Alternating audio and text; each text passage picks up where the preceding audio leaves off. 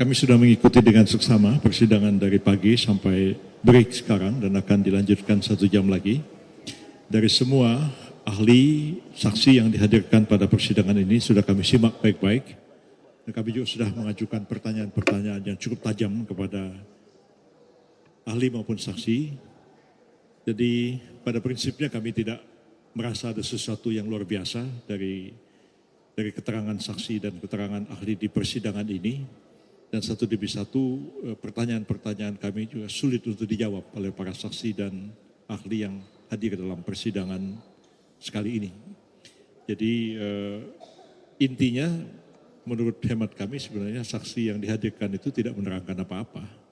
Ya, hanya ya, ngomong-ngomong saja, nggak jelas apa yang diomongkan dan tidak begitu relevan untuk dijadikan sebagai alat bukti di dalam persidangan. Dan karena itu kami berkeyakinan dari pertanyaan-pertanyaan yang kami ajukan dan tidak terjawab sebagaimana yang seharusnya dijawab, kami akan menuangkannya nanti dalam kesimpulan. Pada akhirnya kami akan menyampaikan kepada majelis hakim untuk menolak keterangan saksi dan keterangan ahli yang disampaikan dalam persidangan ini.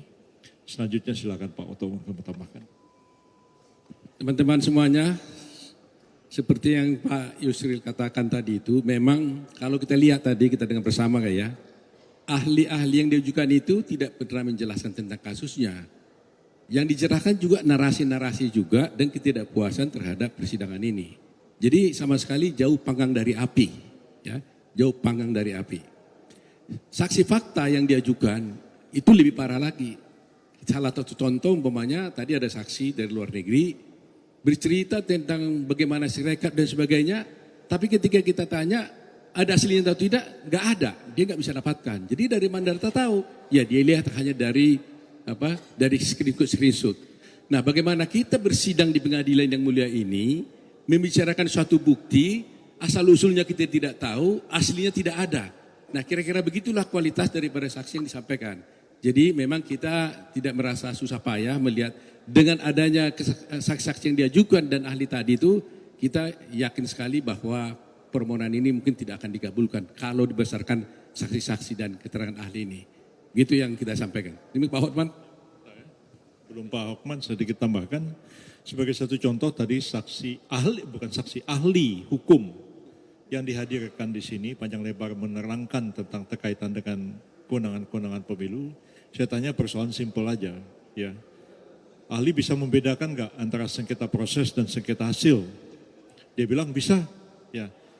Pendaftaran Pak Gibran sebagai calon presiden itu termasuk proses atau hasil?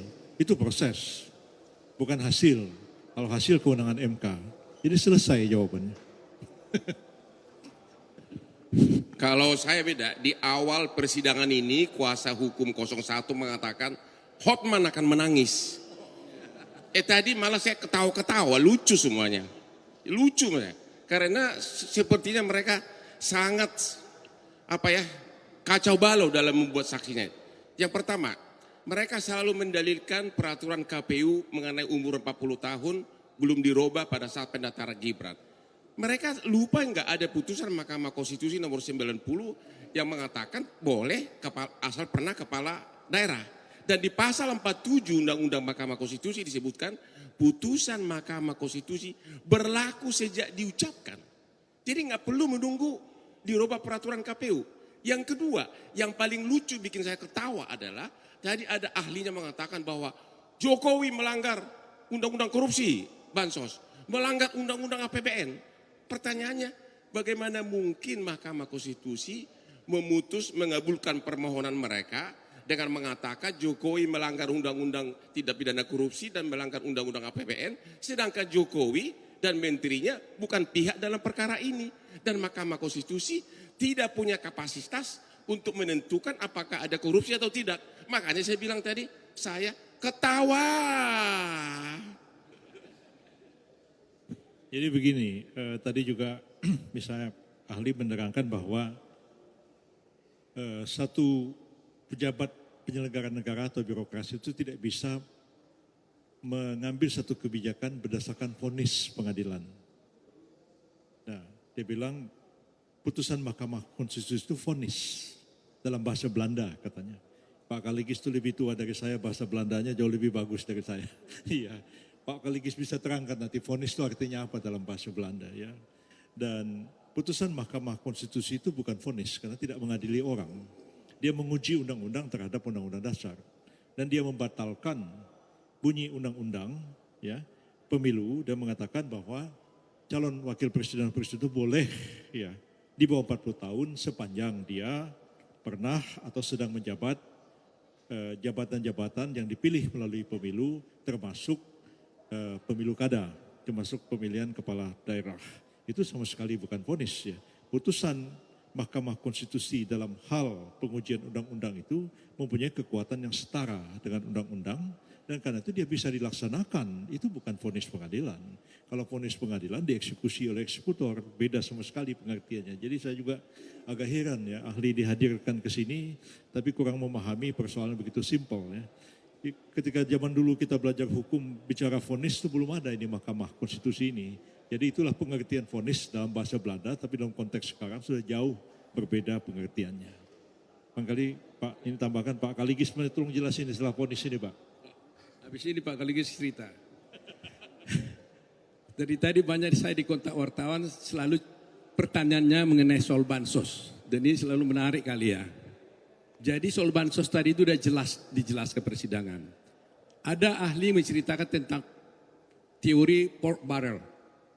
Di mana dalam teori ini katakan bahwa ada upaya menggelontorkan suatu dana kepada masyarakat untuk pemilih tertentu. Lantas saya tanya dalam persidangan, ini kan bansos kan dibuat dalam satu undang-undang. Kalau dibuat dalam satu undang-undang, berarti yang terlibat di sana adalah pemerintah dan DPR. Nah kalau DPR terlibat, di sana semua ada partai politik. Ada PDIP, PKS, Demokrat, Gerindra, Golkar, Nasdem, semua ada di sana. Artinya ketika undang-undang ini dibuat, semua partai politik yang terlibat dalam pemilu itu menyetujuinya. Ya kan? Nah, pemerintah dalam Pak Jokowi dituding-tuding sekarang salah. Saya tanya dalam persidangan tadi, kalau presiden atau pemerintah melaksanakan undang-undang tentang bansos, salah enggak? Ya dia bilang ya memang wajib dilaksanakan undang-undangnya. Loh kalau sudah undang-undangnya harus dijalankan, kalau bansos harus dijalankan, atas dasar apa bisa menyalahkan pemerintah dalam hal ini? Jadi kami melihat di sini, sekiranya nanti menteri diundang, mudah-mudahan juga diundang oleh Mahkamah Konstitusi, saya kira akan lebih jelas lagi bahwa apa yang mereka dalilkan soal bansos itu sama sekali tidak terbukti untuk kepentingan dari 02, tapi itu adalah kepentingan masyarakat yang didasarkan pada undang-undang yang disepakati bersama oleh semua partai yang ada di dalam peserta pemilu. Itu aja. Pak Kaligis. Satu terakhir dari Hotman. Hari ini terungkap bahwa 01 itu tidak pernah melakukan audit forensik resmi atas Sirekap. Ya, jadi mulai hari ini kalian jangan pertanyakan lagi soal Sirekap. Sirekap itu sah. Karena mereka ternyata hanya riset-riset pribadi dari yang mengaku ahli. Agar sah di mata hukum harus dilakukan audit forensik resmi terhadap Sirekap. Itu tidak mereka lakukan hari ini. Makanya saya semakin ketawa terus lihat mereka berdalil-dalil. Apalagi Pak Bambang, saya dia ngomong gue ketawa melulu. Kalau vonis sprach Pak. Sprach kalau vonis. Jadi kalau putusan nomor 90 itu erga omnes, final and binding. Kemudian tadi ada tuduhan-tuduhan deceit, penipuan. Ada tuduhan-tuduhan Presiden Jokowi penjahat katanya. Itu kan mesti melalui undang-undang. Karena sumpah Presiden pasal 9 adalah taat undang-undang. Melanggar undang-undang adalah kejahatan jabatan. Tapi itu mesti melalui vonis, melalui acara. Itu diatur di bab 28 Kitab Undang-Undang Hukum Pidana pasal 413 sampai dengan 437. Silakan lihat pasal 421. Kejahatan jabatan itu kalau kita menabrak undang-undang. Ini mereka sekali lagi cuma omon-omon. Terima kasih.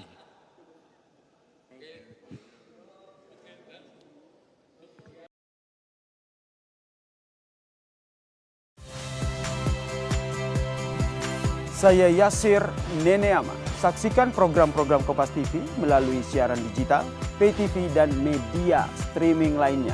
Kompas TV, independen, terpercaya.